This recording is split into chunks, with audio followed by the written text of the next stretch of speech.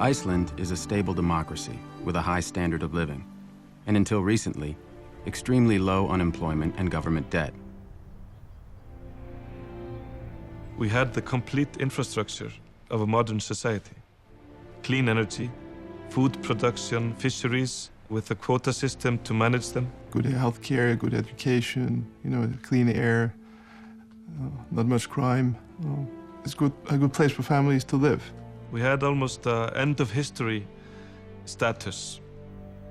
But in 2000, Iceland's government began a broad policy of deregulation that would have disastrous consequences. First for the environment, and then for the economy. They started by allowing multinational corporations like Alcoa to build giant aluminum smelting plants and exploit Iceland's natural geothermal and hydroelectric energy sources. Many of the most beautiful areas in the highlands with the most spectacular colors are geothermal. So nothing comes without consequence.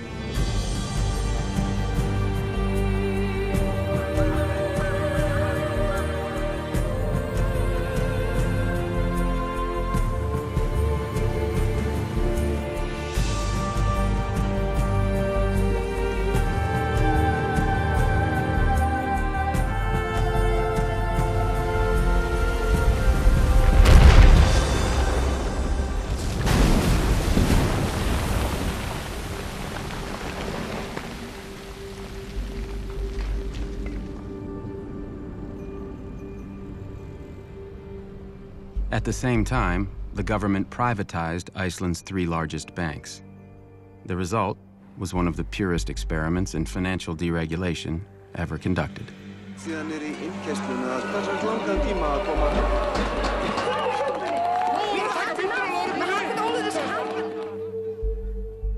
Finance took over and more or less wrecked the place. In a 5-year period, these 3 tiny banks, which had never operated outside of Iceland, borrowed $120 billion, 10 times the size of Iceland's economy. The bankers showered money on themselves, each other, and their friends. There was a massive bubble. Stock prices went up by a factor of 9. House prices more than doubled. Iceland's bubble gave rise to people like Jan Asgeir Jóhannesson. He borrowed billions from the banks to buy up high-end retail businesses in London. He also bought a pinstriped private jet, a $40 million yacht, and a Manhattan penthouse. Newspapers always had the headline, "This millionaire bought this company," in the UK or in Finland or in France or wherever. Instead of saying, "This millionaire took $1 billion loan to buy this company and he took it from your local bank." The banks set up money market funds, and the banks advised deposit holders to withdraw money and put them in the money market funds. The Ponzi scheme needed everything it could. American accounting firms like KPMG audited the Icelandic banks and investment firms and found nothing wrong.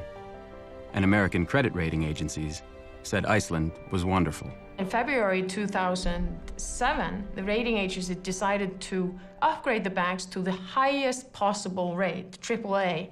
It went so far as the government here traveling with the bankers as a PR show. When Iceland's banks collapsed at the end of 2008, unemployment tripled in 6 months.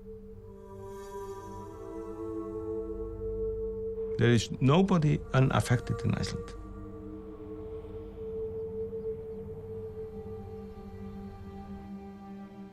So a lot of people here lost their savings. Yes, that's the case.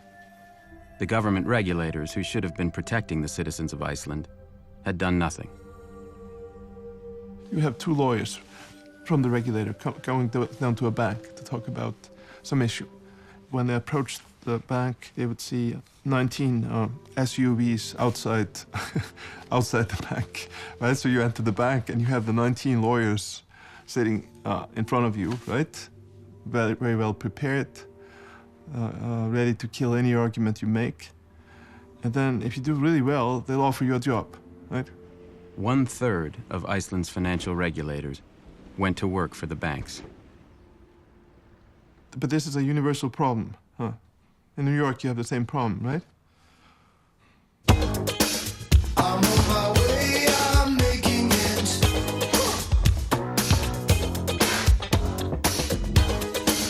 I've got to make it show, yeah.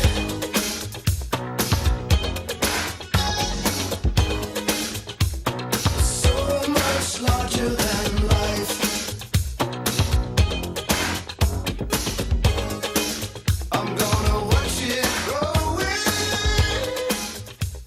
What do you think of Wall Street incomes these days? Excessive. I've been told it's extremely difficult for the IMF to criticize the United States. I won't say that.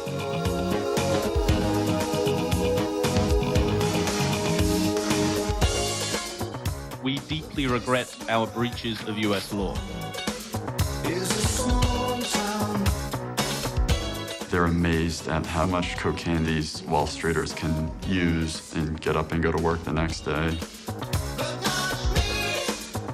I didn't know what credit default swaps are. I'm a little bit old-fashioned. I've been stretching my mouth to let those be. Has Larry Summers ever expressed remorse? I don't hear confessions. I've had enough. I'm getting out to the city, a big, big city. I'll be a big noise with all the big boys Summers. The government's just writing checks. That's Plan A, that's Plan B, and that's Plan C. Would you support legal controls on executive pay? I would not. I'm on my way, I'm making Are you comfortable with the level of compensation in the financial services industry? If they've earned it, then yes, I am. Do you think they've earned it? I think they've earned it. show, yeah. And so you've helped these people blow the world up. Oh, you could say that. So much larger than life. I'm gonna watch it grow. They were having massive private gains at public loss.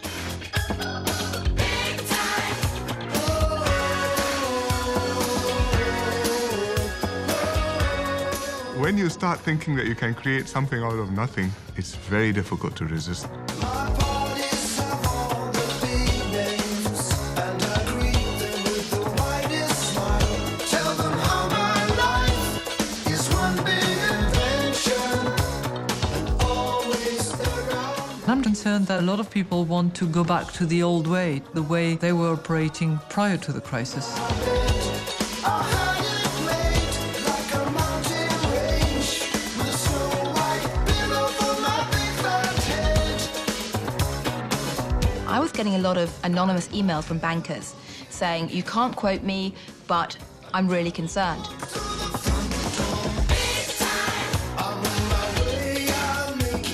Why do you think there isn't a more systematic investigation being undertaken? Because then you'll find the culprits.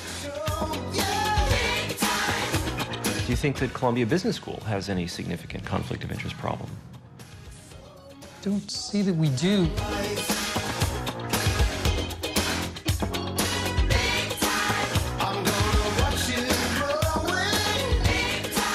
The regulators didn't do their job.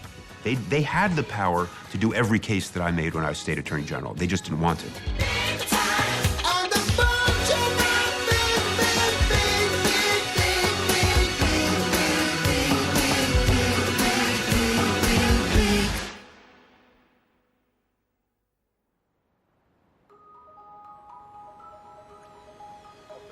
Lehman Brothers, one of the most venerable and biggest investment banks, was forced to declare itself bankrupt. Another, Merrill Lynch, was forced to sell itself. Today, crisis talks are underway. World financial markets are way down today following dramatic developments. 目前雷曼兄弟已经进入了破产清算程序，著名的会计事务所普华。Crise, panique. La presse française annonce clairement la couleur. In September 2008, the bankruptcy of the U.S. investment bank Lehman Brothers and the collapse of the world's largest insurance company, AIG, triggered a global financial crisis. Gripped markets overnight with Asian stocks slammed. Stocks fell off a cliff, the largest single point drop in history. Share prices continued to tumble in the aftermath of the Lehman collapse.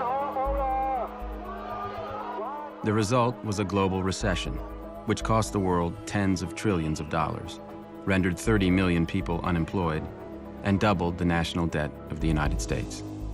If you look at the cost of it, destruction of equity wealth, of housing wealth, the destruction of income, of jobs, 15 million people globally could end up below the poverty line again. This is just a hugely expensive crisis. This crisis was not an accident. It was caused by an out-of-control industry. Since the 1980s, the rise of the U.S. financial sector has led to a series of increasingly severe financial crises. Each crisis has caused more damage, while the industry has made more and more money.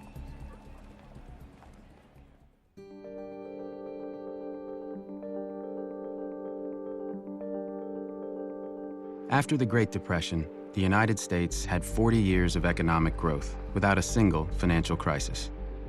The financial industry was tightly regulated.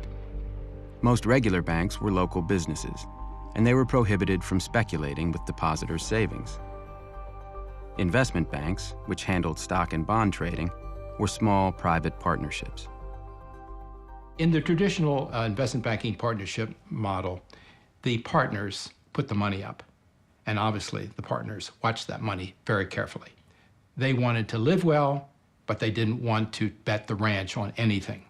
Paul Volcker served in the Treasury Department and was chairman of the Federal Reserve from 1979 to 1987. Before going into government, he was a financial economist at Chase Manhattan Bank. When I left Chase to go in the Treasury in 1969, I think my income was in the neighborhood of $45,000. $45,000 a year. Morgan Stanley in 1972 had approximately 110 total personnel, one office, and capital of $12 million. Now, Morgan Stanley has 50,000 workers and has capital of several billion and has offices all over the world. In the 1980s, the financial industry exploded. The investment banks went public, giving them huge amounts of stockholder money. People on Wall Street started getting rich. I had a friend who was a bond trader at Merrill Lynch in the 1970s.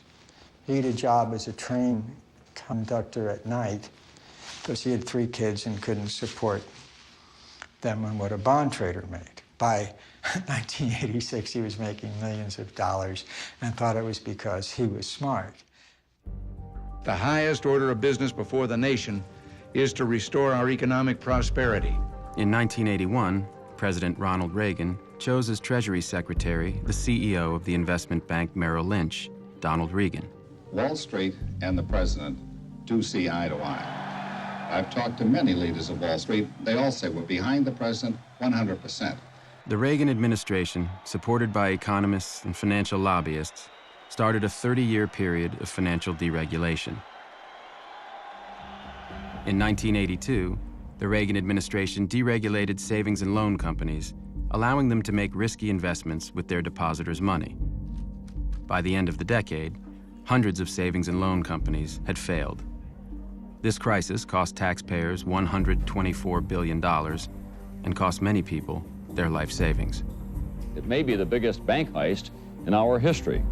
Thousands of savings and loan executives went to jail for looting their companies. One of the most extreme cases was Charles Keating. Mr. Keating, you got a word? In 1985, when federal regulators began investigating him, Keating hired an economist named Alan Greenspan. In this letter to regulators, Greenspan praised Keating's sound business plans and expertise and said he saw no risk in allowing Keating to invest his customers' money. Keating reportedly paid Greenspan $40,000. Charles Keating went to prison shortly afterwards. As for Alan Greenspan, President Reagan appointed him chairman of America's central bank, the Federal Reserve. Greenspan was reappointed by Presidents Clinton and George W. Bush. During the Clinton administration, deregulation continued under Greenspan, and Treasury Secretaries Robert Rubin the former CEO of the investment bank Goldman Sachs, and Larry Summers, a Harvard economics professor. The financial sector, Wall Street, being powerful, having lobbies, having lots of money, step by step captured the political system, both on the Democratic and the Republican side. By the late 1990s, the financial sector had consolidated into a few gigantic firms, each of them so large that their failure could threaten the whole system. And the Clinton administration helped them grow even larger. In 1998, Citicorp and Travelers merged to form Citigroup, the largest financial services company in the world. The merger violated the Glass-Steagall Act, a law passed after the Great Depression, which prevented banks with consumer deposits from engaging in risky investment banking activities. It was illegal to acquire Travelers. Greenspan said nothing. The Federal Reserve gave them an exemption for a year, and then they got the law passed. In 1999, at the urging of Summers and Rubin, Congress passed the Graham-Leach-Bliley Act, known to some as the Citigroup Relief Act. It overturned Glass-Steagall and cleared the way for future mergers.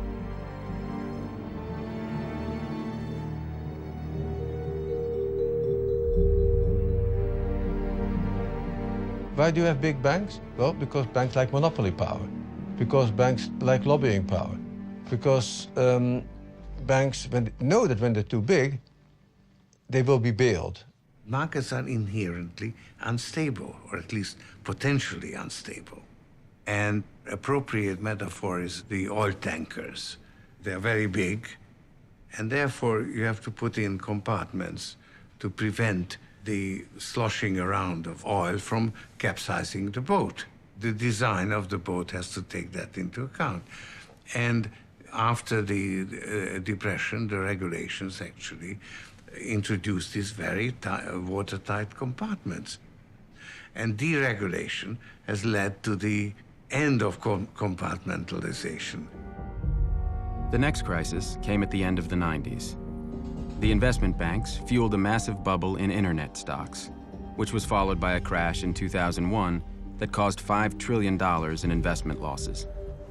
The Securities and Exchange Commission, the federal agency which had been created during the Depression to regulate investment banking, had done nothing. In the absence of meaningful federal action, and there has been none, and given the clear failure of self-regulation, it has become necessary for others to step in and adopt the protections needed. Eliot Spitzer's investigation revealed that the investment banks had promoted internet companies they knew would fail. Stock analysts were being paid based on how much business they brought in, and what they said publicly was quite different from what they said privately. Infospace, given the highest possible rating, dismissed by an analyst as a piece of junk. Excite, also highly rated, called such a piece of crap. The defense that was proffered by many of the investment banks was not, you're wrong. It was, everybody's doing it and everybody knows it's going on, and therefore nobody should rely on these analysts anyway. In December 2002, 10 investment banks settled the case for a total of $1.4 billion and promised to change their ways. Scott Talbot is the chief lobbyist for the Financial Services Roundtable, one of the most powerful groups in Washington, which represents nearly all of the world's largest financial companies. Are you comfortable with the fact that several of your member companies have engaged in large-scale criminal activity? You'll have to be specific. Okay. First of all, criminal activity shouldn't be accepted, period.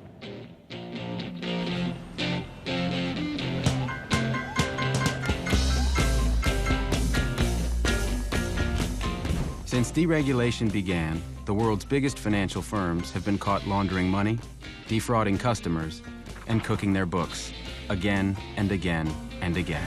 Taking care of business every day. Taking care of business every way. I've been taking care of business. It's all mine. Credit Suisse helped funnel money for Iran's nuclear program and for the Aerospace Industries Organization of Iran, which builds ballistic missiles. Any information that would identify it as Iranian would be removed The bank was fined $536 million. Citibank helped funnel $100 million of drug money out of Mexico. Did you comment that she should, quote, lose any documents connected with the account? I said that in a kidding manner. It was at the early stages of this. I did not mean it seriously. Between 1998 and 2003, Fannie Mae overstated its earnings by more than $10 billion. These accounting standards are highly complex and require determinations over which experts often disagree. CEO Franklin Raines, who used to be President Clinton's budget director, received over $52 million in bonuses. When UBS was caught helping wealthy Americans evade taxes, they refused to cooperate with the U.S. government. Would you be willing to supply the names? If there's a treaty framework... No treaty framework. You've agreed you participated in a fraud.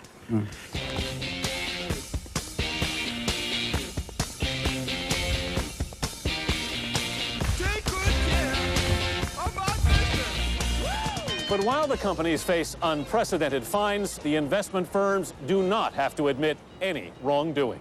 When you're this large and you're dealing with this many products and this many customers, mistakes happen. The financial services industry seems to have a level of criminality that is, somewhat distinctive. When was the last time that Cisco or Intel or Google or Apple or IBM, I totally agree with you about high-tech versus financial services, but high-tech... So how come? High-tech is a fundamentally creative business where the value generation and the income derives from actually creating something new and different. Beginning in the 1990s, deregulation and advances in technology led to an explosion of complex financial products called derivatives. Economists and bankers claimed they made markets safer, but instead, they made them unstable.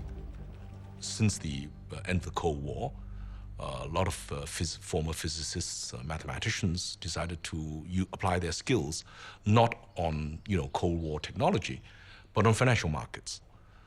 And together with investment bankers and hedge funds. Creating different weapons. Absolutely. As Warren Buffett said, weapons of mass destruction. Regulators, politicians, and business people did not take seriously the threat of financial innovation on the stability of the financial system. Using derivatives, bankers could gamble on virtually anything. They could bet on the rise or fall of oil prices, the bankruptcy of a company, even the weather. By the late 1990s, derivatives were a $50 trillion unregulated market. In 1998, someone tried to regulate them. Brooksley Born graduated first in her class at Stanford Law School and was the first woman to edit a major law review. After running the derivatives practice at Arnold & Porter, Born was appointed by President Clinton to chair the Commodity Futures Trading Commission, which oversaw the derivatives market. Brooksley Born asked me if I would come work with her. We decided that this was a serious, potentially destabilizing market. In May of 1998, the CFTC issued a proposal to regulate derivatives. Clinton's Treasury Department had an immediate response.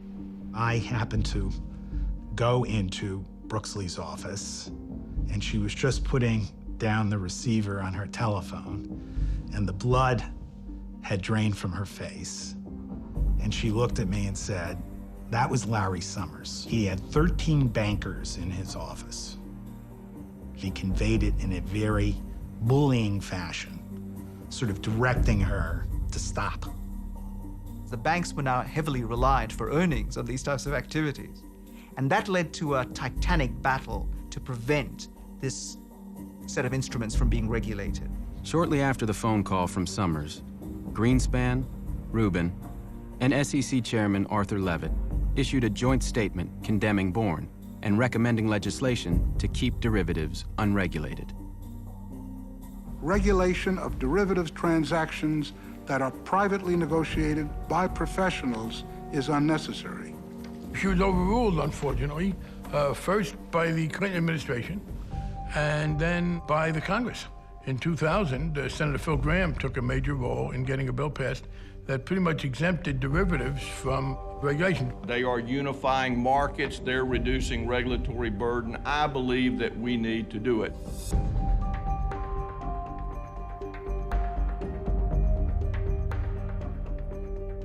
It is our very great hope that it will be possible to move this year on legislation that in a suitable way goes to create legal certainty for OTC derivatives.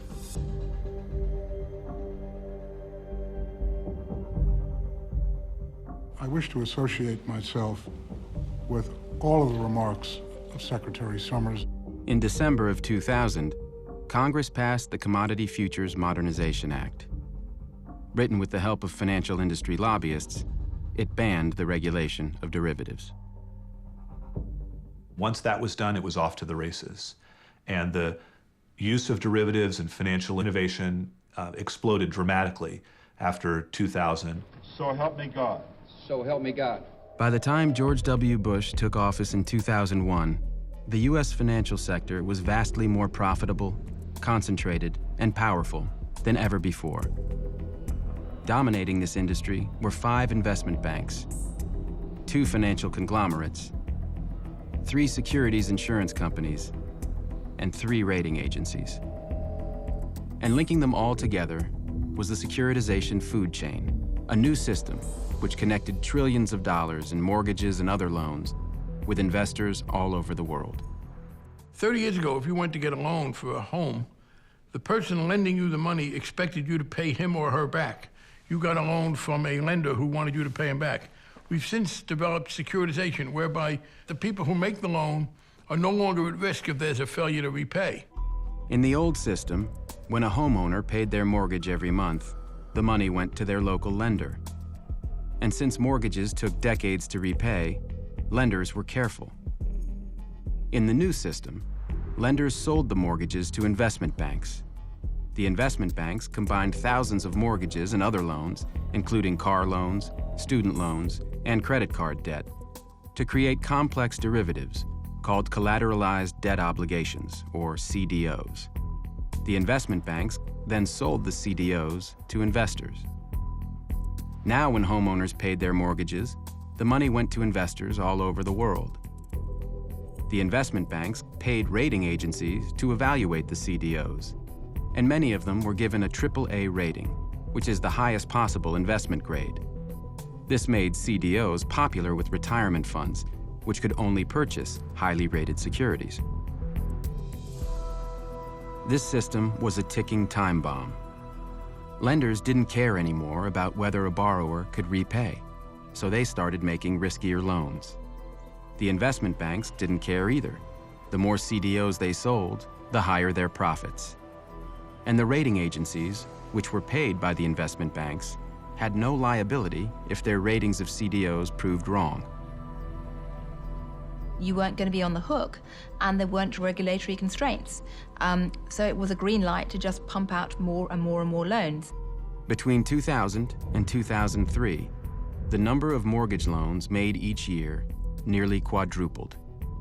Everybody in this securitization food chain from the very beginning until the end, they didn't care about the quality of the mortgage. They were caring about maximizing the volume and getting a fee out of it.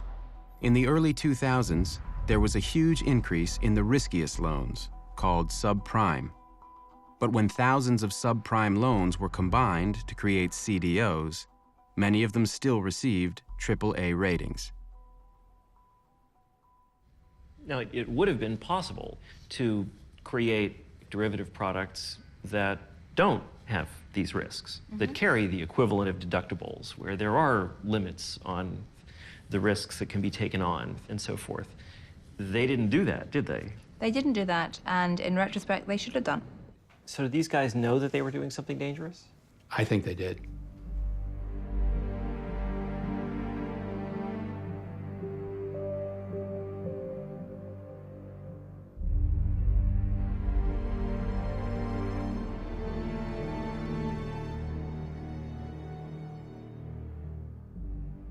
All the incentives that the financial institutions offered to their mortgage brokers were based on selling the most profitable products, which were predatory loans. If the banker makes more money if they put you in a subprime loan, that's where they're gonna put you.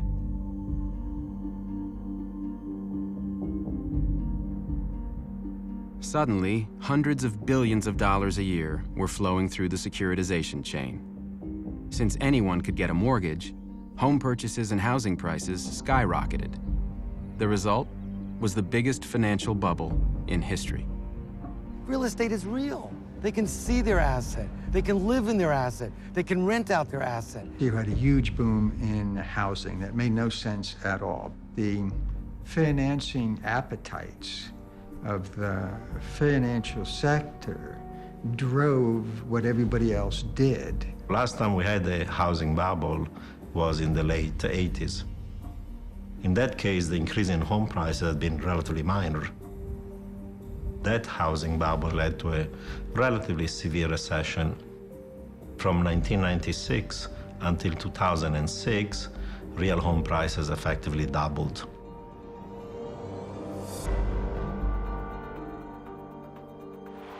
At $500 a ticket, they've come to hear how to buy their very own piece of the American dream. Goldman Sachs, Bear Stearns, Lehman Brothers, Merrill Lynch were all in on this.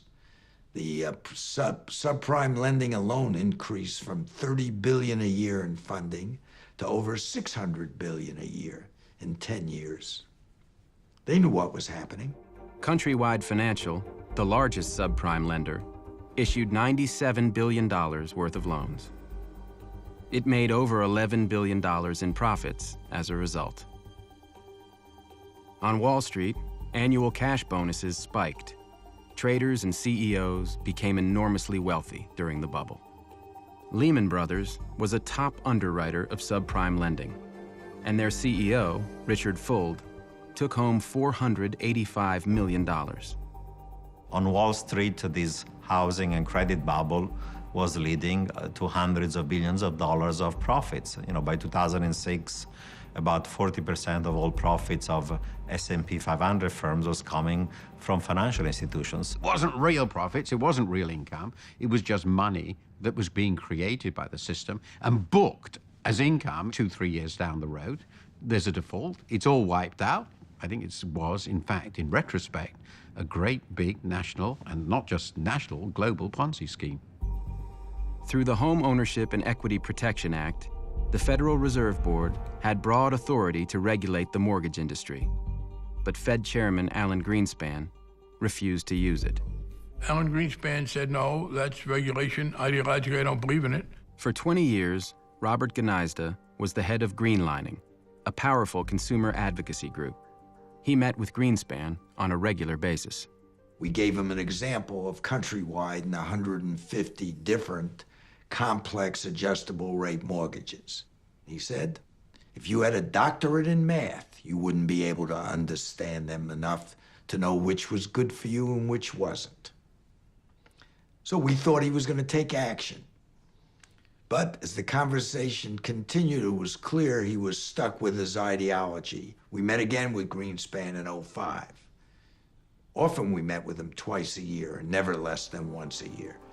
And he wouldn't change his mind.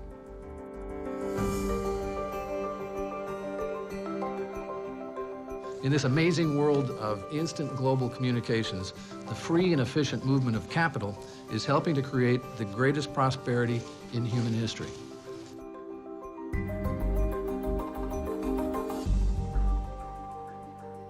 $146 people were cut from the enforcement division of the SEC. Is that what you also testified to?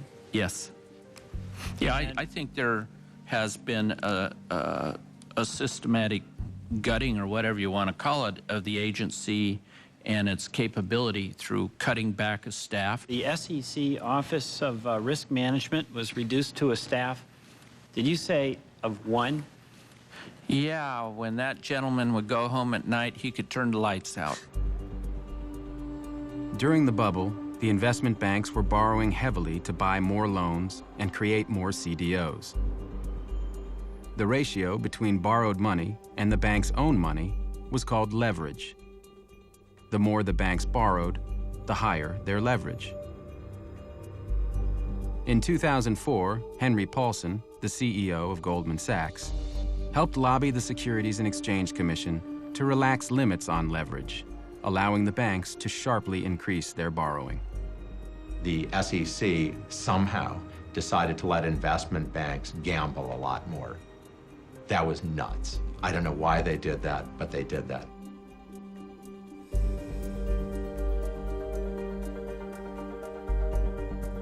We've said these are the big guys, and clearly that's true. But that means if anything goes wrong, it's going to be an awfully big mess.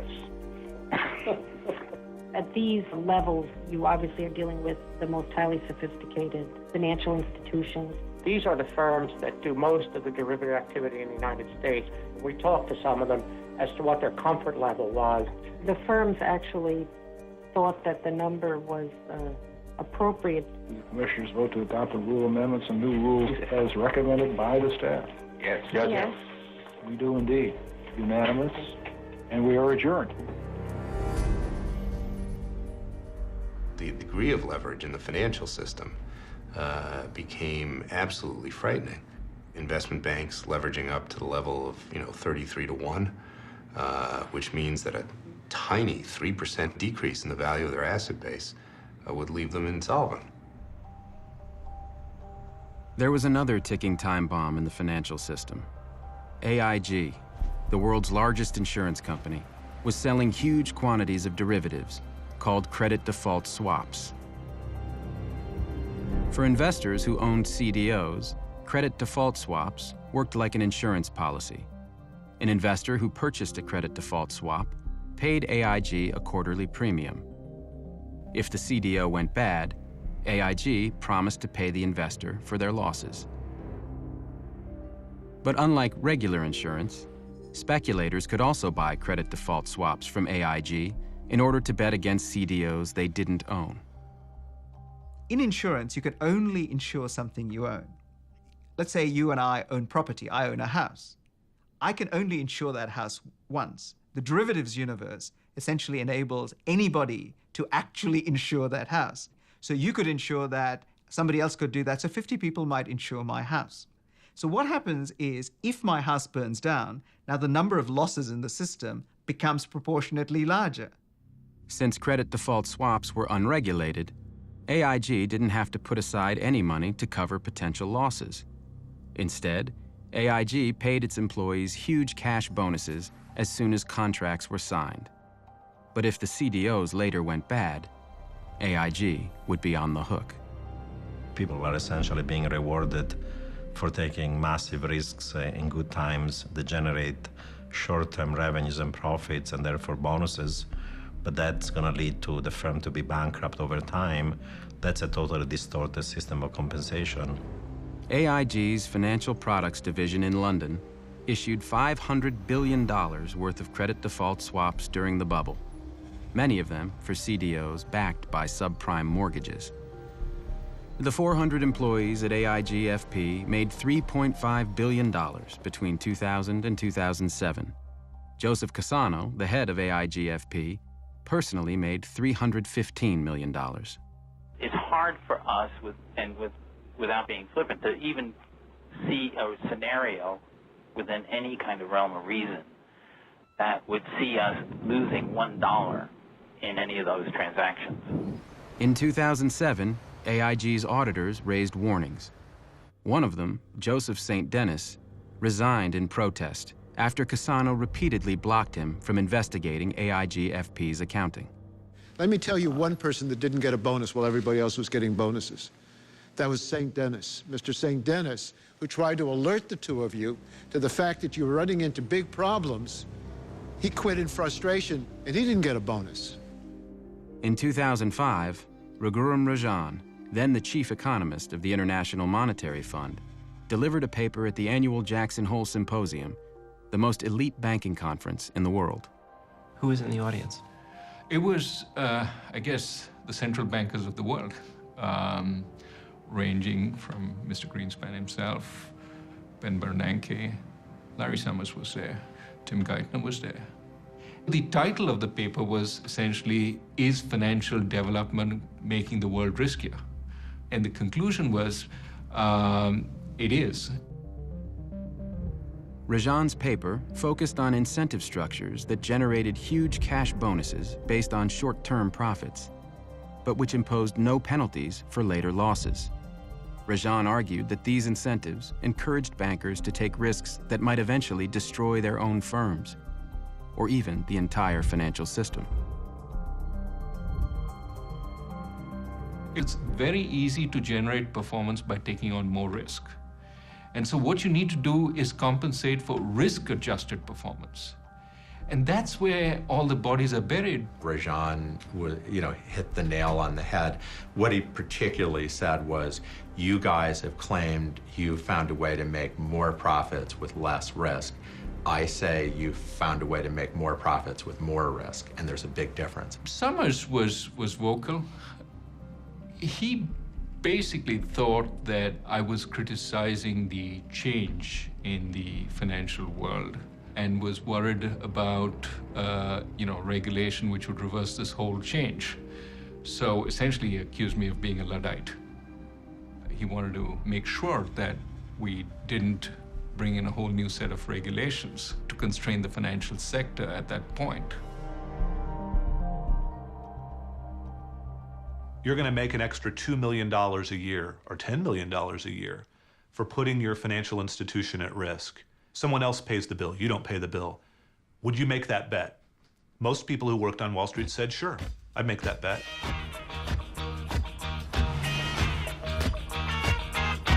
Many years since I was here. On the street, I was passing my time away. To the left and to the right, buildings towering to the sky. It's out of sight in the dead of night. Here I am, again in the city, with a fistful of dollars. And baby, you better believe I'm back in the New York groove. I'm back in the New York groove. It never was enough. They don't want to own one home. They want to own 5 homes. And they want to have an expensive penthouse on Park Avenue. And they want to have their own private jet. You think this is an industry where very high compensation levels are justified? Well, I think I would take caution or take heed or take exception to your word very high. I mean, it's all relative. You have a $14 million oceanfront home in Florida. You have a summer vacation home in Sun Valley, Idaho. You and your wife have an art collection filled with $1 million paintings. Richard Fuld never appeared on the trading floor. There were art advisors up there all the time. You know, he had his own private elevator.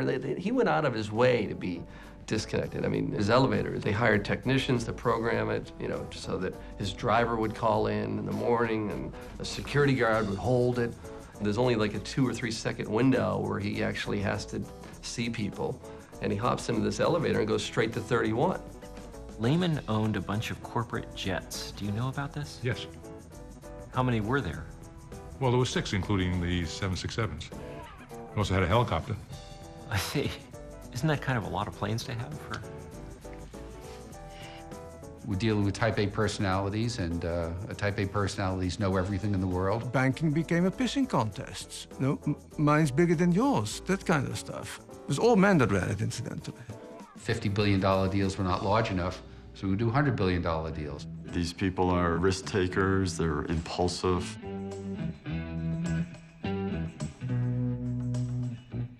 It's part of their behavior, it's part of their personality, and that manifests outside of work as well. It's quite typical for the guys to go out, to go to strip bars, to use drugs. I see a lot of cocaine use, a lot of use of prostitution.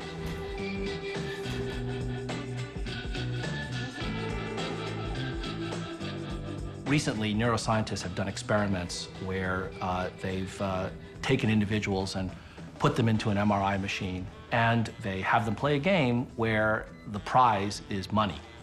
And they notice that when these subjects earn money, the part of the brain that gets stimulated is the same part that cocaine stimulates. A lot of people feel that they need to really participate in that behavior to make it, to get promoted, to get recognized. According to a Bloomberg article, business entertainment represents 5% of revenue for New York derivatives brokers and often includes strip clubs, prostitution, and drugs. A New York broker filed a lawsuit in 2007 against his firm, alleging he was required to retain prostitutes to entertain traders. There's just a blatant disregard for the impact that their actions might have on society, on family. They have no problem using a prostitute and going home to their wife.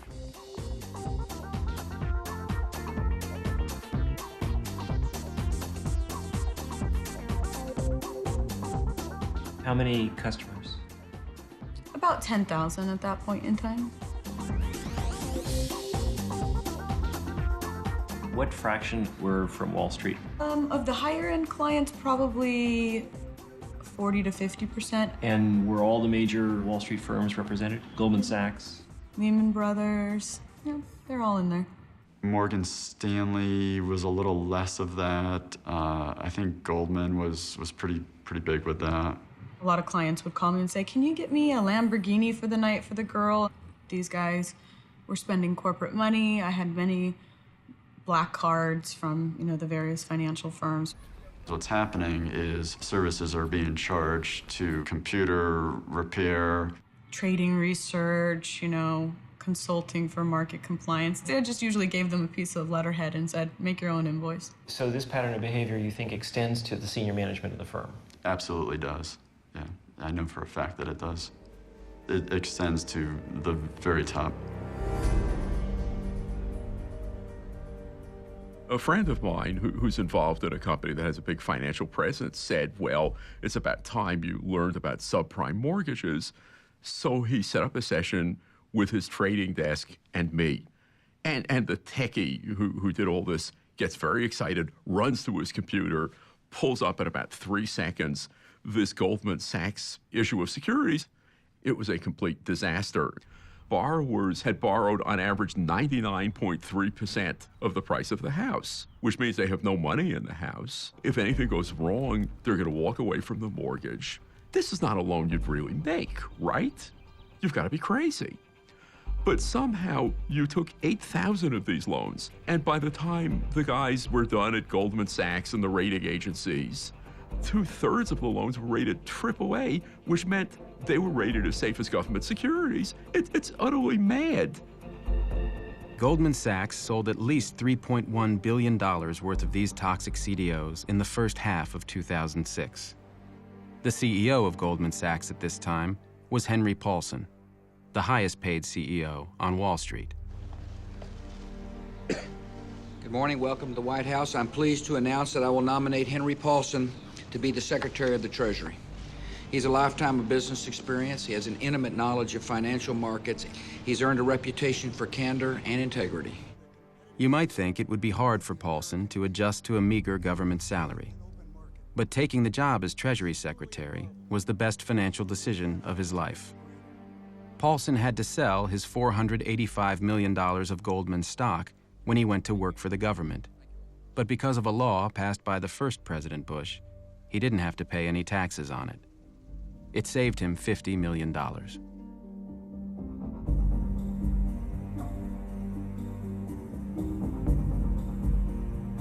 The article came out in October of 2007. Already 1/3 of the mortgages defaulted. Now, most of them are gone. One group that had purchased these now worthless securities was the Public Employees Retirement System of Mississippi, which provides monthly benefits to over 80,000 retirees. They lost millions of dollars and are now suing Goldman Sachs.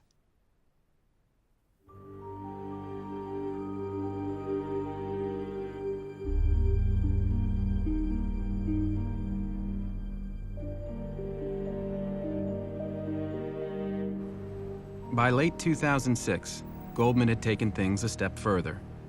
It didn't just sell toxic CDOs. It started actively betting against them at the same time it was telling customers that they were high-quality investments. By purchasing credit default swaps from AIG, Goldman could bet against CDOs it didn't own and get paid when the CDOs failed.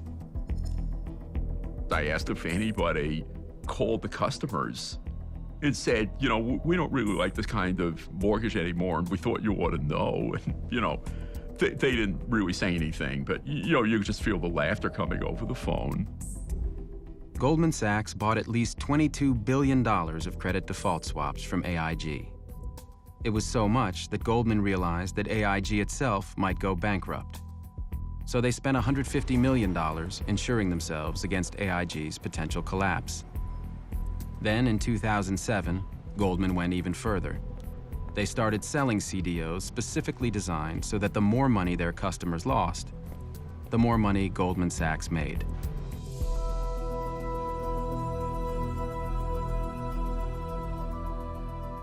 $600 million of Timberwolf securities is what you sold. Before you sold them, this is what your sales team were telling to each other. Boy, that Timberwolf was one shitty deal. This was an email to me in late June. Right. And you after sold the Timberwolf. transaction. No, you sold Timberwolf after as well. We did trades after that. Yeah, okay. The next email, take a look, July 107, tells the sales force the top priority is Timberwolf. Your top priority to sell is that shitty deal. If you have an adverse interest to your client, you have the duty to disclose that to your client, to tell that client of your adverse interest. That's my question. Sure, Mr. Chairman, I'm just trying to understand. No, what I think the you understand it. I don't means. think you want to answer. Do you believe that you have a duty to act in the best interests of your clients? Again, Senator, I will repeat, we have a duty to serve our clients by showing prices on transactions that they ask us to show prices for. What do you think about selling securities which your own people think are crap? Does that bother you? I think they would, again, as a hypothetical. No, this is real. Well, then I don't. We heard it today. Well, we heard it today. This is a shitty deal. This is crap. I heard nothing today that makes me think anything went wrong. Is there not a conflict when you sell something to somebody and then are determined to bet against that same security and you don't disclose that to the person you're selling it? You see a problem? In the context of market making, that is not a conflict. And when you heard that your employees in these emails said, God, what a shitty deal. God, what a piece of crap. Do you feel anything? I think that's very unfortunate to have on email. Are you embarrassed? And very unfortunate. I don't. On email, please don't take that How the wrong about way. feeling that way? I think it's very unfortunate for anyone to have said that in any form. Is it your understanding that your competitors were engaged in similar activities? Yes, and to a greater extent than us in most cases. Hedge fund manager John Paulson made $12 billion betting against the mortgage market. When Paulson ran out of mortgage securities to bet against, he worked with Goldman Sachs and Deutsche Bank to create more of them. Morgan Stanley was also selling mortgage securities that it was betting against, and it's now being sued by the Government Employees Retirement Fund of the Virgin Islands for fraud. The lawsuit alleges that Morgan Stanley knew that the CDOs were junk. Although they were rated AAA, Morgan Stanley was betting they would fail. A year later, Morgan Stanley had made hundreds of millions of dollars, while the investors had lost almost all of their money.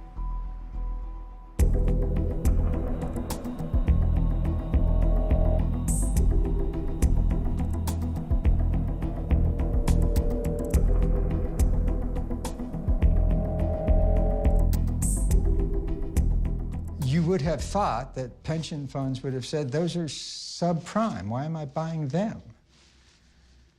And they had these guys at Moody's and Standard & Poor's who said that's a AAA. None of these securities got issued without the imprimatur, the good housekeeping seal of approval of the rating agencies. The three rating agencies, Moody's, S&P, and Fitch, made billions of dollars giving high ratings to risky securities. Moody's, the largest rating agency, quadrupled its profits between 2000 and 2007. Moody's and S&P get compensated based on putting out ratings reports, and the more structured securities they gave a AAA rating to, the higher their earnings were going to be for the quarter. Imagine if you went to the New York Times and you say, look, if you write a positive story, I'll pay you $500,000. But if you don't, I'll give you nothing. The rating agencies could have stopped the party and said, we're sorry, we're going to tighten our standards. And immediately cut off a lot of the flow of funding to risky borrowers. AAA-rated instruments mushroomed from just a handful to thousands and thousands. Hundreds of billions of dollars were being rated, and per year. Per year, oh yeah. I've now testified before both houses of Congress on the credit rating agency issue, and both times they trot out very prominent First Amendment lawyers and argue that when we say something is rated AAA, that is merely our opinion. You shouldn't rely on it. S&P's ratings express our opinion. Our ratings are our opinions. They're opinions. Opinions, and they are just opinions. I think we are emphasizing the fact that our ratings are our opinions.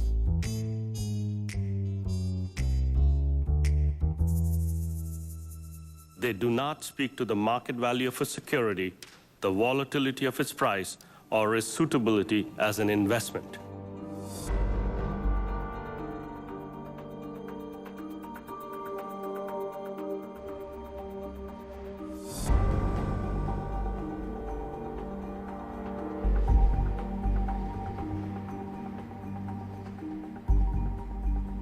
We have so many economists coming on our air and saying, oh, this is a bubble and it's going to burst and this is going to be a real issue for the economy. Some say it could even cause a recession at some point.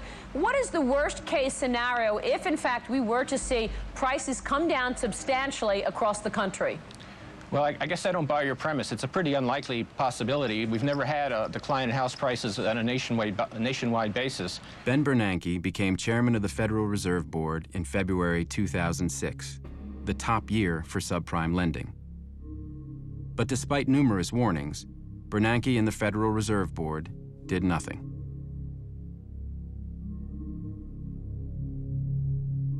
Robert Gneizda met with Ben Bernanke and the Federal Reserve Board 3 times after Bernanke became chairman. Only at the last meeting did he suggest that there was a problem and that the government ought to look into it. When was that? What year? It's 2009, March 11th in D.C. This year? This year we met, yes. And so for the 2 previous years you met him, even in 2008? Yes. One of the 6 Federal Reserve Board governors serving under Bernanke was Frederick Mishkin, who was appointed by President Bush in 2006.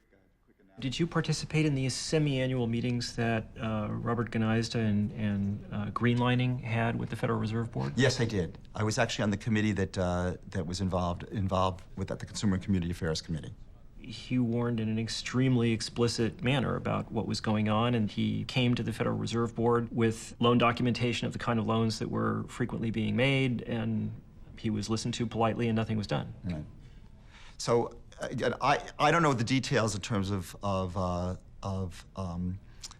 in fact, I just don't, whatever information he provided, I'm not sure exactly.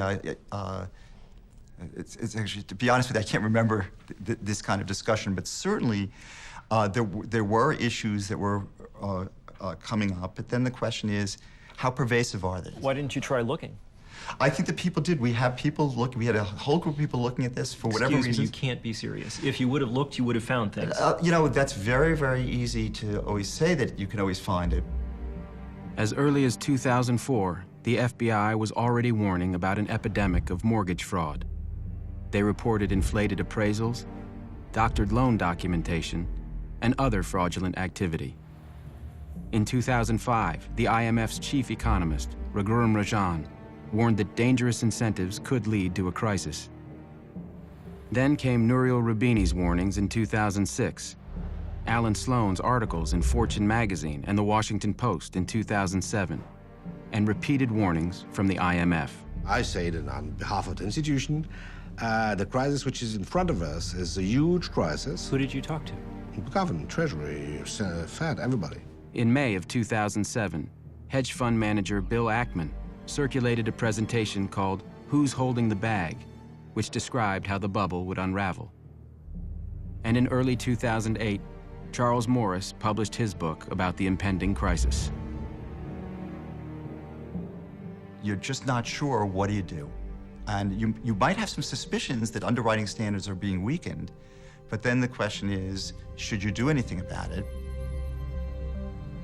By 2008, home foreclosures were skyrocketing, and the securitization food chain imploded. Lenders could no longer sell their loans to the investment banks, and as the loans went bad, dozens of lenders failed. Chuck Prince of Citibank famously said that we have to dance until the music stops. Actually, the music had stopped already when he said that. The market for CDOs collapsed, leaving the investment banks holding hundreds of billions of dollars in loans, CDOs, and real estate they couldn't sell. When the crisis started, both the Bush administration and the Federal Reserve were totally behind the curve. They did not understand the extent of it. At what point do you remember thinking for the first time, this is dangerous, this is bad? I remember very well I think it was a G7 meeting of February 2008, and I remember discussing the issue with Hank Paulson, and I clearly remember telling Hank, we are watching this tsunami coming, and you just proposing that we ask which swimming costume we're going to put on. What was his response? What was his feeling? Things are pretty much under control. Yes, we are looking at this situation carefully, and yeah, it's under control. We're going to keep growing, okay? And obviously, I'll say it: if you're growing, you're not in recession, right? I mean, we all know that.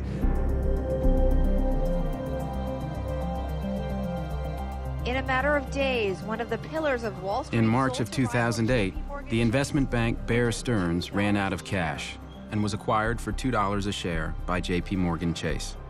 The deal was backed by $30 billion in emergency guarantees from the Federal Reserve. That was the time when the administration could have come in and put in place, various kinds of measures that would have reduced system risk. The information I'm receiving from some entities is the end is not here, that there are other shoes to fall. I've seen those investment banks working with the Fed and the SEC strengthen their liquidity, strengthen their capital positions. I get reports all the time. Our regulators are very vigilant. On September 7th, 2008, Henry Paulson announced the federal takeover of Fannie Mae and Freddie Mac, two giant mortgage lenders on the brink of collapse. Nothing about our actions today in any way reflects a changed view of the housing correction or the strength of other U.S. financial institutions. 2 days later, Lehman Brothers announced record losses of $3.2 billion, and its stock collapsed. The effects of Lehman and AIG in September still came as a surprise. I mean, this is even after July and Fannie and Freddie. So clearly there was stuff that as of September, major stuff that nobody knew about.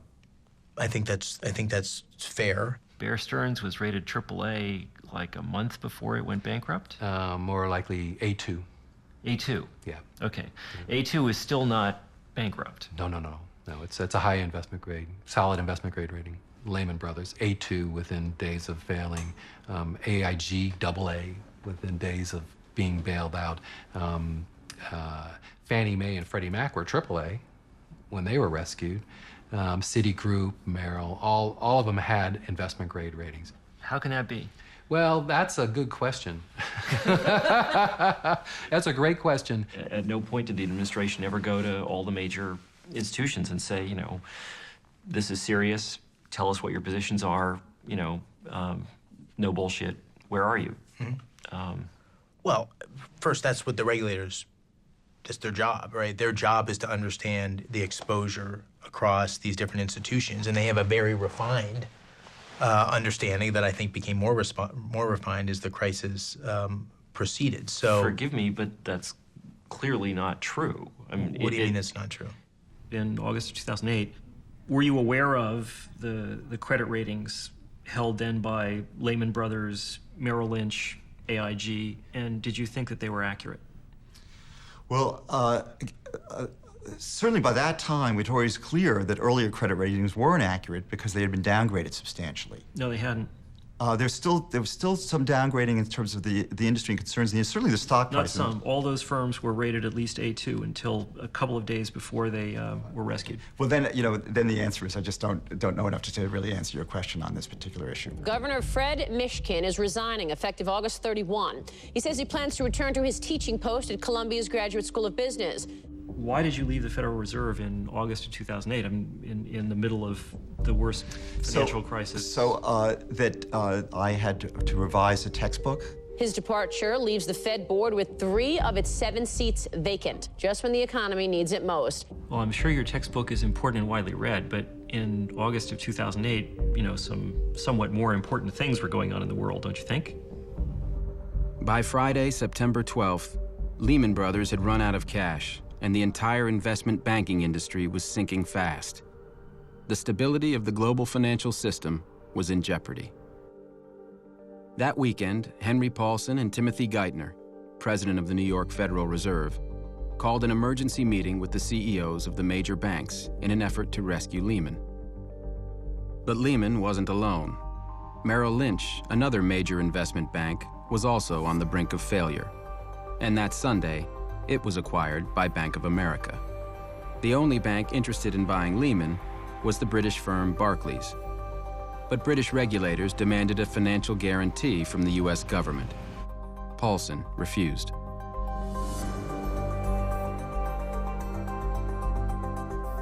We all jumped into a yellow cab and went down to the Federal Reserve Bank. They wanted the bankruptcy case commenced before midnight of September 14. We kept pressing that this would be a terrible event. And at some point, I used the word Armageddon, and they fully considered the consequences of what they were proposing. The effect on the market would be extraordinary. You said this? Yes. They just said they had considered all of the comments that we had made, and they were still of the belief that in order to calm the markets and move forward, it was necessary for Lehman to go into bankruptcy. Calm the markets? Yes. When were you first told that Lehman, in fact, was going to go bankrupt? After the fact. After the fact? Mm-hmm. Wow, okay. And what was your reaction when you learned of it? Holy cow. Paulson and Bernanke had not consulted with other governments and didn't understand the consequences of foreign bankruptcy laws. Lehman Brothers London continued to empty their Under desks. British law, Lehman's London office had to be closed immediately. All transactions came to a halt, and there are thousands and thousands and thousands of transactions. The hedge funds who had had assets with Lehman in London discovered overnight, to their complete horror, that they couldn't get those assets back. One of the points of the hub failed, and that had huge knock-on effects around the system. The oldest money market fund in the nation wrote off roughly $750 million in bad debt issued by the now bankrupt Lehman Brothers. Lehman's failure also caused a collapse in the commercial paper market, which many companies depend on to pay for operating expenses such as payroll. That means maybe they have to lay off employees. They can't buy parts. It stops business in its tracks. Suddenly, people stood and said, listen, what can we believe in? There's nothing we can trust anymore. That same week, AIG owed $13 billion to holders of credit default swaps, and it didn't have the money. AIG was another hub. If AIG had stopped, all planes may have to be, stop flying. On September 17th, AIG is taken over by the government. And one day later, Paulson and Bernanke asked Congress for $700 billion to bail out the banks. We're coming together. They warned that the alternative would be a catastrophic financial collapse. It was scary, the entire system froze up. Every part of the financial system, every part of the credit system, nobody could borrow money. There was like a cardiac arrest of the global financial system. I'm playing the hand that was dealt me, A lot of what I'm dealing with, I'm dealing with the consequences of things that were done often many years ago. Secretary Paulson spoke throughout the fall and all the potential root causes of this, and there are plenty. He called them. So I'm not sure. You're not being serious about that, are you? I am being serious. What would you have expected? What were you looking for that you didn't see? He was the senior advocate for prohibiting the regulation of credit default swaps and also lifting the leverage limits on the investment banks. So again, he mentioned those things? I never heard him mention those things. Could we turn this off for a second?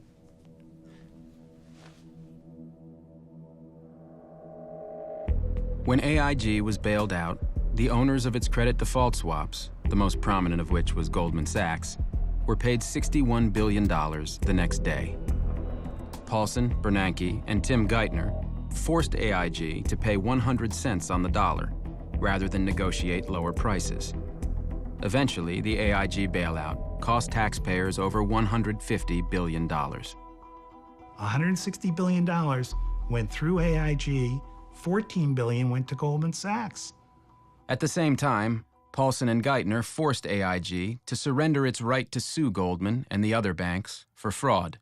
Isn't there a problem when the person in charge of dealing with this crisis is the former CEO of Goldman Sachs, someone who had a major role in causing it? Well, I think it's fair to say that the financial markets today are incredibly complicated. Supply urgently needed money. On October 4th, 2008, President Bush signs a $700 billion bailout bill. But world stock markets continue to fall amid fears that a global recession is now underway.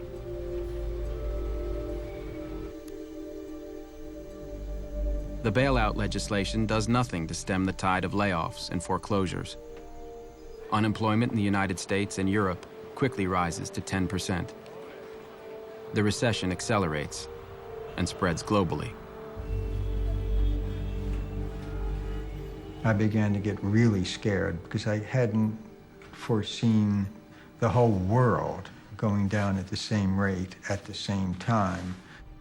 By December of 2008, General Motors and Chrysler are facing bankruptcy. And as U.S. consumers cut back on spending, Chinese manufacturers see sales plummet. Over 10 million migrant workers in China lose their jobs.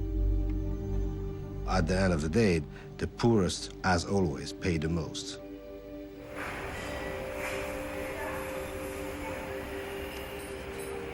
Here you can earn a lot of money, like 70, 80 US dollar per month.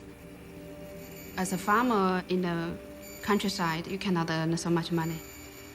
The workers, they just wire the salary to the hometown to give them family.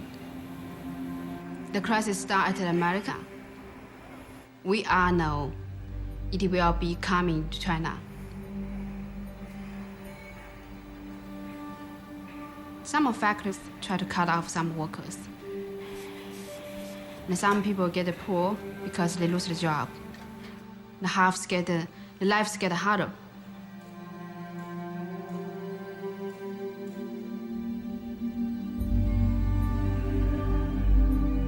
We were growing at about 20%. It was a super year. And then we suddenly went to -9 this quarter. Exports collapsed, and we're talking like 30%. So we just took a hit, fell off a cliff, boom. Even as the crisis unfolded, we didn't know how wide it was going to spread or how severe it was going to be. And we were still hoping that there would be some way for us to have a shelter and be less battered by the storm. But it's not possible. It's a very globalized world. The economies are all linked together.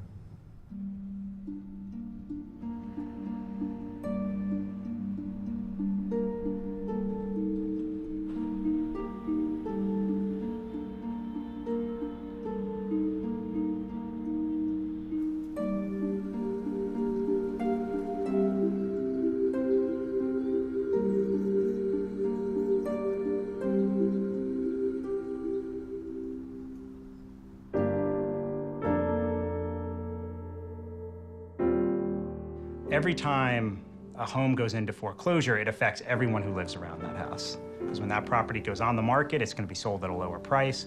Maybe before it goes on the market, it won't be well maintained. We estimate another 9 million homeowners will lose their homes.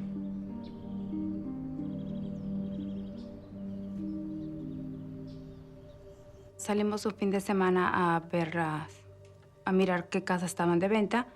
Miramos una, el pago iba a ser de $3,200.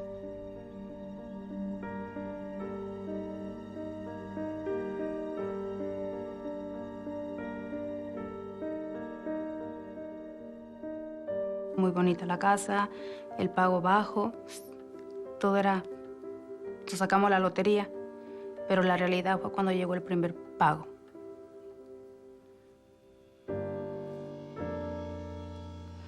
Y yo en lo personal me sentía muy mal con mi esposo,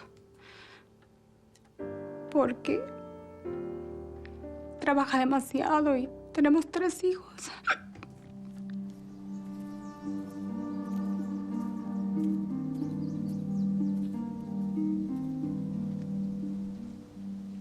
The vast majority I've seen lately, unfortunately, are people who've just been hurt by the economy. They were living, day to day, paycheck to paycheck, and unfortunately that ran out. And unemployment isn't going to pay a house mortgage. It's not going to pay a car bill. I was a log truck driver, and they shut down all the logging systems up there, shut down the sawmills and everything. So I moved down here on a construction job, and the construction job got shut down too. So things are so tough. There's a lot of people out there, and pretty soon you're going to be seeing more camps like this around because there's just no jobs right now.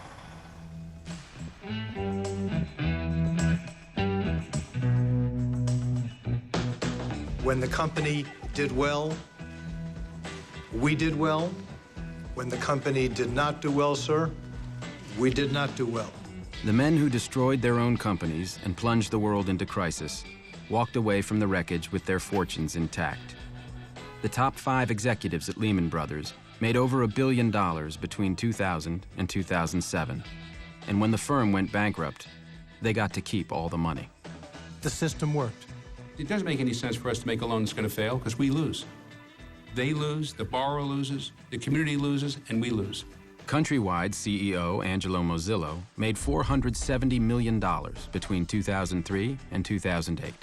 $140 million came from dumping his Countrywide stock in the 12 months before the company collapsed. Ultimately, I hold the board accountable when a business fails, because the board is responsible for hiring and firing the CEO and overseeing big strategic decisions. The problem with board composition in America is the way boards are elected. The boards are pretty much, in many cases, picked by the CEO. The board of directors and the compensation committees are the 2 bodies best situated to determine the pay packages for executives. How do you think they've done over the past 10 years? Well, I think that if you look at those, I would give about a B. Because A B? A B, yes. Not an F? Not an F, not an F. Stan O'Neill, the CEO of Merrill Lynch, received $90 million in 2006 and 2007 alone. After driving his firm into the ground, Merrill Lynch's board of directors allowed him to resign, and he collected $161 million in severance. Instead of being fired, Stan O'Neill is allowed to resign and takes away $151 million. That's a decision that that board of directors made at that point. And what grade do you give that decision? That's a tougher one. I don't know if I would give that one a B as well. O'Neill's successor, John Thain, was paid $87 million in 2007. And in December of 2008, 2 months after Merrill was bailed out by U.S. taxpayers, Thain and Merrill's board handed out billions in bonuses. In March of 2008, AIG's Financial Products Division lost $11 billion. Instead of being fired, Joseph Cassano, the head of AIG FP, was kept on as a consultant for $1 million a month. And you want to make sure that the key players and the key employees within AIG FP, we retain that intellectual knowledge. I attended a very interesting dinner organized by Hank Paulson a little more than 1 year ago. With some officials and a couple of CEOs from the biggest banks in the U.S. And surprisingly enough, all these gentlemen were arguing we were too greedy. So we have part of responsibility, fine, And then they were turning to the Treasurer, to the Secretary of the Treasury, and say, you should regulate more because we're too greedy. We can't avoid it. The only way to avoid this is to have more regulation. I have spoken to many bankers about this question, including very senior ones. And this is the first time that I've ever heard anybody say that they actually wanted their compensation to be regulated in any way. Yeah, because it was at the moment where they were afraid. And after, when solution to the crisis began to appear, then probably they changed their mind. In the U.S., the banks are now bigger, more powerful, and more concentrated than ever before. There are fewer competitors. A lot of smaller banks have been taken over by big ones. JP Morgan today is even bigger than it was before. JP Morgan took over first Bear Stearns and then WaMu. Bank of America took over Countrywide and Merrill Lynch. Wells Fargo took over Wachovia. After the crisis, the financial industry, including the Financial Services Roundtable, worked harder than ever to fight reform. The financial sector employs 3,000 lobbyists, more than 5 for each member of Congress. Do you think the financial services industry has excessive political influence in the United States? No. I think that every person in the country is represented here in Washington. And you think that all segments of American society have equal and fair access to the system? You can walk into any hearing room that you would like. Yes, I do. One can walk into any hearing room. One cannot necessarily write the kind of lobbying checks that your industry writes or engage in the level of political contributions that your industry engages in. Between 1998 and 2008, the financial industry spent over $5 billion on lobbying and campaign contributions. And since the crisis, they're spending even more money. The financial industry also exerts its influence in a more subtle way, one that most Americans don't know about.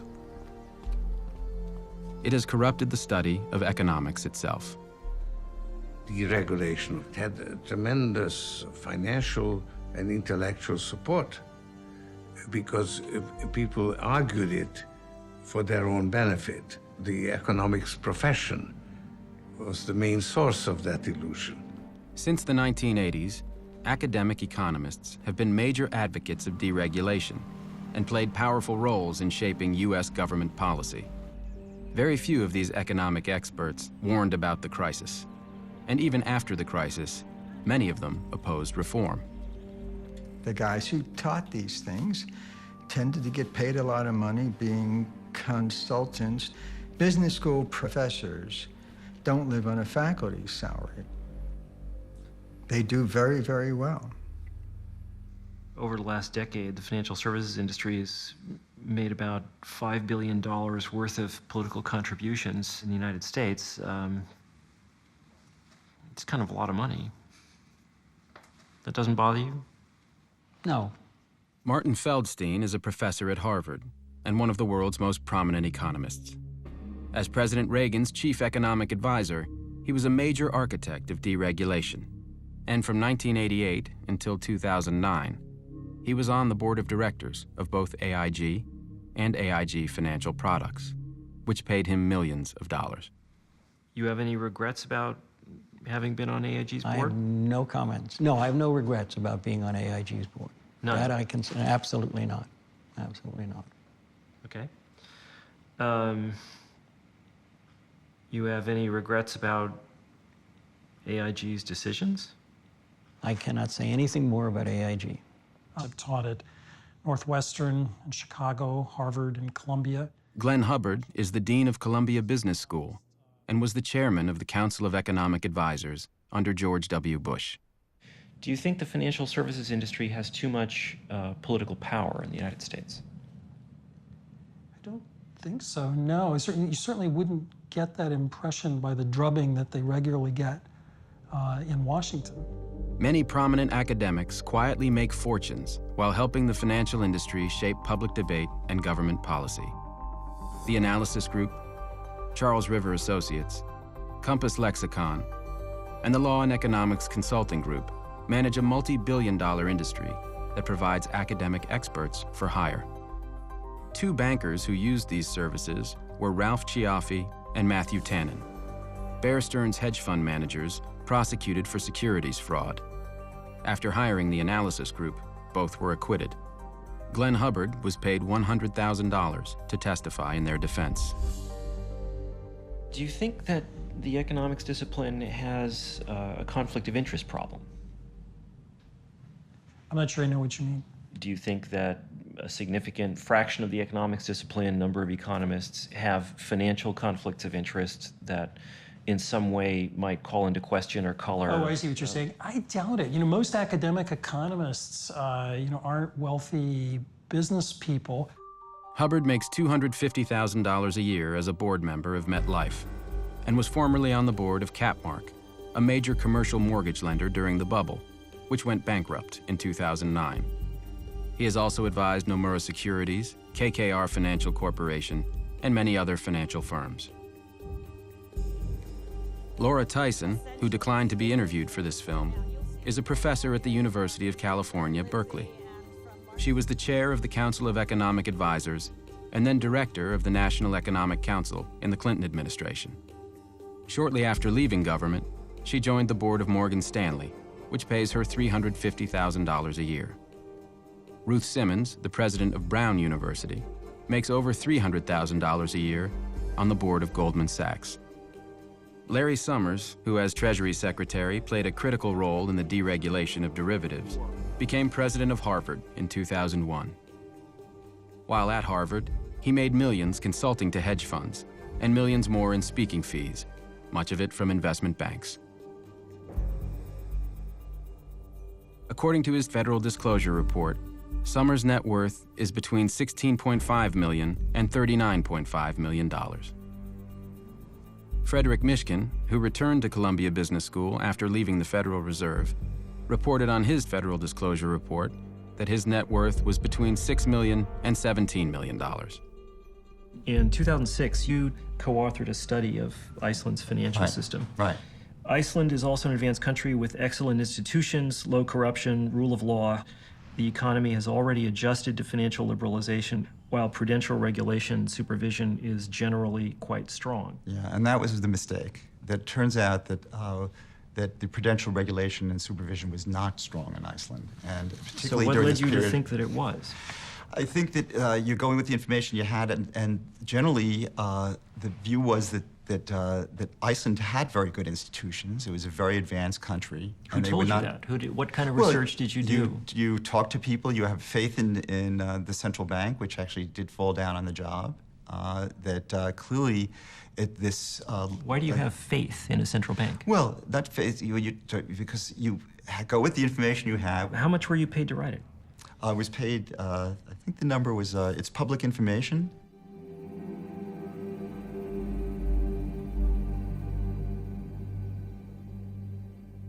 On your CV, the title of this report has been changed from Financial Stability in Iceland to Financial Instability in Iceland.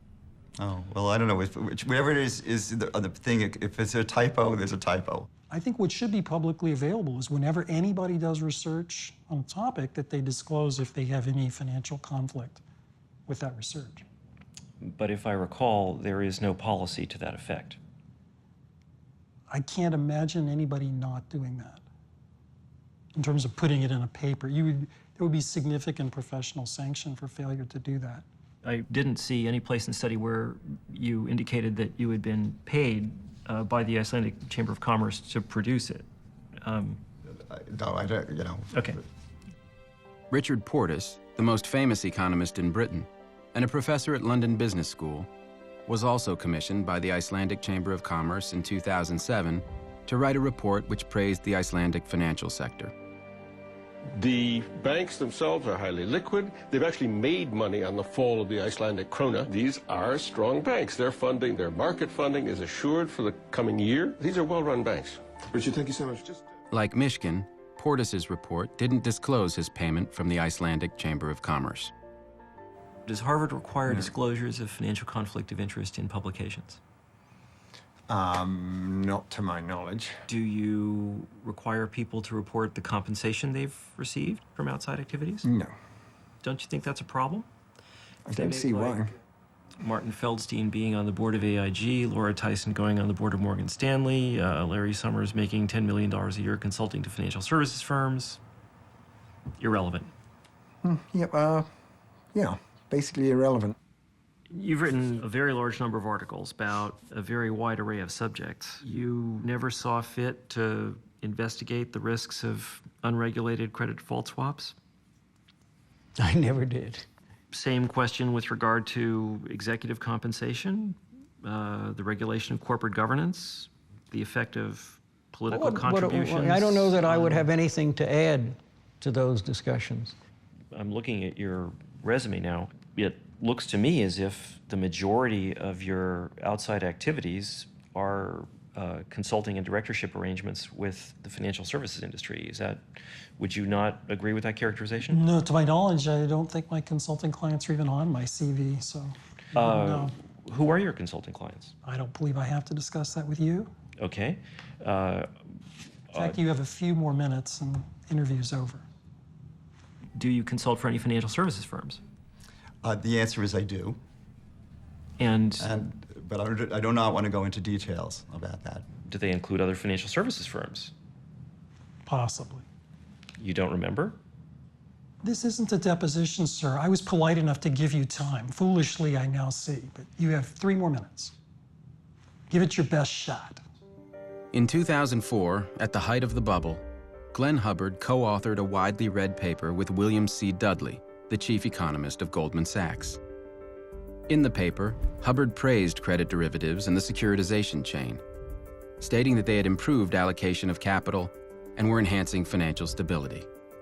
He cited reduced volatility in the economy and stated that recessions had become less frequent and milder. Credit derivatives were protecting banks against losses and helping to distribute risk. A medical researcher writes an article saying, to treat this disease, you should prescribe this drug. Turns out doctor makes 80% of personal income from manufacture of this drug. Does not bother you. I think it's certainly important to disclose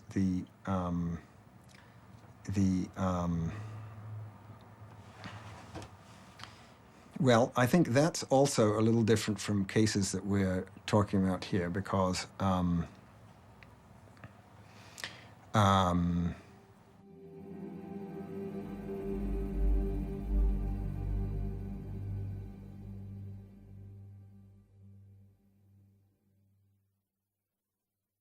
So, what do you think this says about the economics discipline? Well, I mean, it has no relevance to anything, really. And indeed, I think it's a part of the, it's an important part of the problem.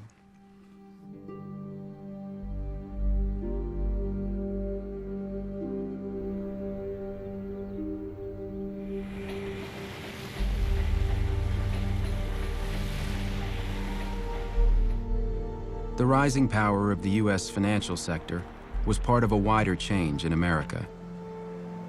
Since the 1980s, the United States has become a more unequal society, and its economic dominance has declined. Companies like General Motors, Chrysler, and U.S. Steel, formerly the core of the U.S. economy, were poorly managed and falling behind their foreign competitors. And as countries like China opened their economies, American companies sent jobs overseas to save money. For many, many years, the 660 million people in the developed world were effectively sheltered from all of this additional labor that existed on the planet. Suddenly, the bamboo curtain and the iron curtain are lifted, and you have 2.5 billion additional people. American factory workers were laid off by the tens of thousands. Our manufacturing base was destroyed literally over the course of a few years. As manufacturing declined, other industries rose. The United States leads the world in information technology, where high-paying jobs are easy to find. But those jobs require an education. And for average Americans, college is increasingly out of reach. While top private universities like Harvard have billions of dollars in their endowments, funding for public universities is shrinking, and tuition is rising. tuition for California's public universities rose from $650 in the 1970s to over $10,000 in 2010. Increasingly, the most important determinant of whether Americans go to college is whether they can find the money to pay for it. Meanwhile, American tax policy shifted to favor the wealthy. When I first came to office, I thought taxes were too high, and they were. The most dramatic change was a series of tax cuts designed by Glenn Hubbard, who at the time was serving as President Bush's chief economic advisor. The Bush administration sharply reduced taxes on investment gains, stock dividends, and eliminated the estate tax. We had a comprehensive plan that, when acted, has left nearly $1.1 trillion in the hands of American workers, families, investors, and small business owners. Most of the benefits of these tax cuts went to the wealthiest 1% of Americans. And by the way, it was really the cornerstone in many ways of our economic recovery policy. Inequality of wealth in the United States is now higher than in any other developed country. American families responded to these changes in two ways: by working longer hours and by going into debt. As the middle class falls further and further behind, there is a political urge to respond by making it easier to get credit. You don't have to have a lousy home. The low-income home buyer can have just as nice a house as anybody else. American families borrowed to finance their homes, their cars, their health care, and their children's educations. People in the bottom 90% lost ground between 1980 and 2007. It all went to the top 1%. For the first time in history, average Americans have less education and are less prosperous than their parents. The era of greed and irresponsibility on Wall Street and in Washington has led us to a financial crisis as serious as any that we faced since the Great Depression. When the financial crisis struck just before the 2008 election, Barack Obama pointed to Wall Street greed and regulatory failures as examples of the need for change in America. A lack of oversight in Washington and on Wall Street is exactly what got us into this mess. After taking office, President Obama spoke of the need to reform the financial industry. We want a systemic risk regulator, increased capital requirements. We need a consumer financial protection agency. We need to change Wall Street's culture. But when finally enacted in mid-2010, the administration's financial reforms were weak, and in some critical areas, including the rating agencies, lobbying, and compensation, nothing significant was even proposed. Addressing Obama and, quote, regulatory reform, my response, if it was one word, would be, ha. There's very little reform. How come? It's a Wall Street government. Obama chose Timothy Geithner as Treasury Secretary. Geithner was the president of the New York Federal Reserve during the crisis, and one of the key players in the decision to pay Goldman Sachs 100 cents on the dollar for its bets against mortgages. When Tim Geithner was testifying to be confirmed as Treasury Secretary, he said, "I have never been a regulator." Now, that said to me, he did not understand his job as president of the New York Fed.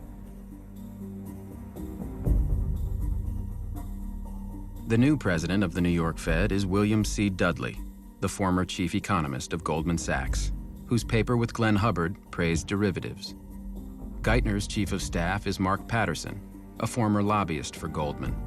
And one of the senior advisors is Louis Sachs, who oversaw Tricadia, a company heavily involved in betting against the mortgage securities it was selling. To head the Commodity Futures Trading Commission, Obama picked Gary Gensler, a former Goldman Sachs executive who had helped ban the regulation of derivatives. To run the Securities and Exchange Commission, Obama picked Mary Shapiro, the former CEO of FINRA, the investment banking industry's self-regulation body. Obama's chief of staff, Rahm Emanuel, made $320,000 serving on the board of Freddie Mac. Both Martin Feldstein and Laura Tyson are members of Obama's Economic Recovery Advisory Board. And Obama's chief economic advisor is Larry Summers. The most senior economic advisors are the very people who were there who built the structure. When it was clear that Summers and Geithner were going to play major roles as advisors first, I knew this was going to be status quo. The Obama administration resisted regulation of bank compensation, even as foreign leaders took action. I think the financial industry is a service industry. It should serve others before it serves itself. In September of 2009, Christine Lagarde and the finance ministers of Sweden, the Netherlands, Luxembourg, Italy, Spain, and Germany called for the G20 nations, including the United States, to impose strict regulations on bank compensation. And in July of 2010, the European Parliament enacted those very regulations. The Obama administration had no response. Their view is this is a temporary blip and things will go back to normal. And that is why I am reappointing him to another term as chairman of the Federal Reserve. Thank you so much. In 2009, Barack Obama reappointed Ben Bernanke. Thank you, Mr. President. As of mid-2010, not a single senior financial executive had been criminally prosecuted or even arrested. No special prosecutor had been appointed. Not a single financial firm had been prosecuted criminally for securities fraud or accounting fraud. The Obama administration has made no attempt to recover any of the compensation given to financial executives during the bubble. I certainly would think of criminal action against some of Countrywide's top leaders like Mazzillo. I'd certainly look at Bear Stearns, Goldman Sachs, and Lehman Brothers, and Merrill Lynch. For criminal prosecutions? Yes. Yes. In regard They'd be to... very hard to win. But I think they could do it if they got enough underlings to tell the truth. In an industry in which drug use, prostitution, and fraudulent billing of prostitutes as a business expense occur on an industrial scale, it wouldn't be hard to make people talk if you really wanted to. They gave me a plea bargain and I took it. They were not interested in any of my records. They weren't interested in anything.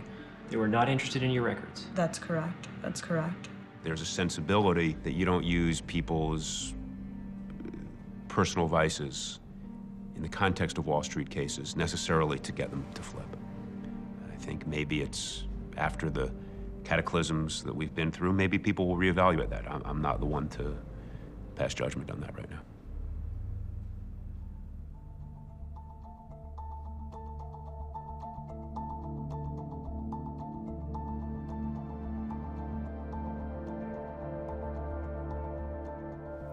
You come to us today telling us we're sorry, we didn't mean it, we won't do it again. Trust us.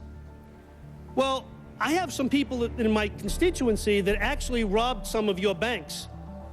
And they say the same thing. They're sorry, they didn't mean it, they won't do it again.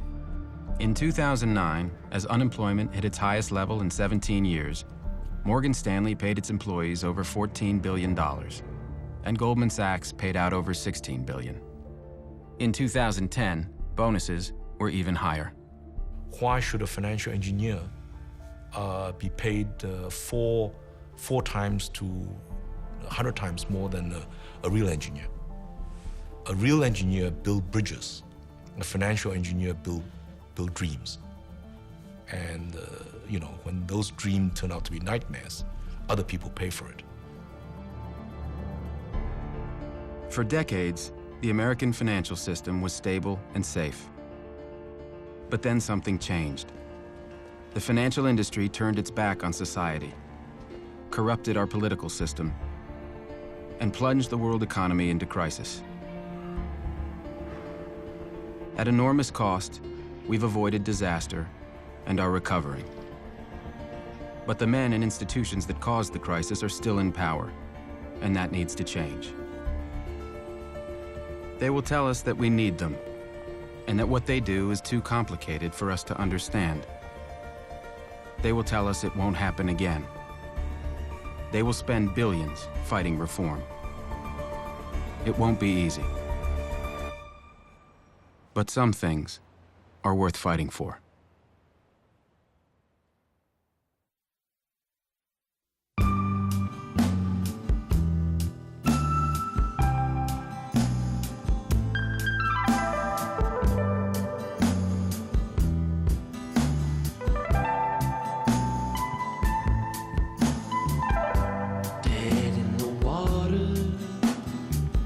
Not a paid vacation. The sons and daughters of city officials attend demonstrations. It's hardly sink or swim when all is well if the ticket sells.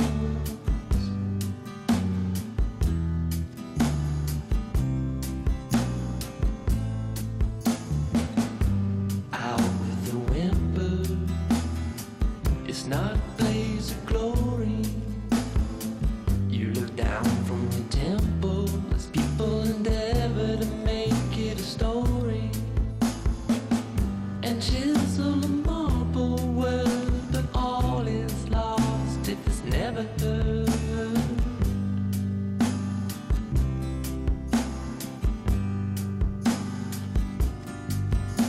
But I've got someone to make reports. Tell me how my money's spent to book my stays and draw my blinds, so I can't tell what's really there. And all I need's a great big congratulations.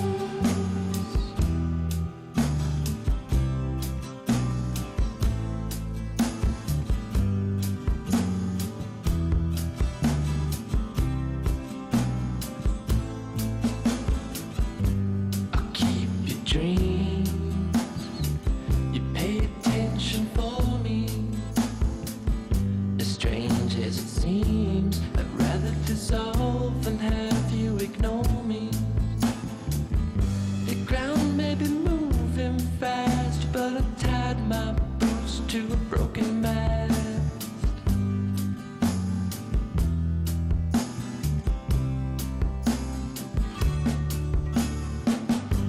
Difference is clear.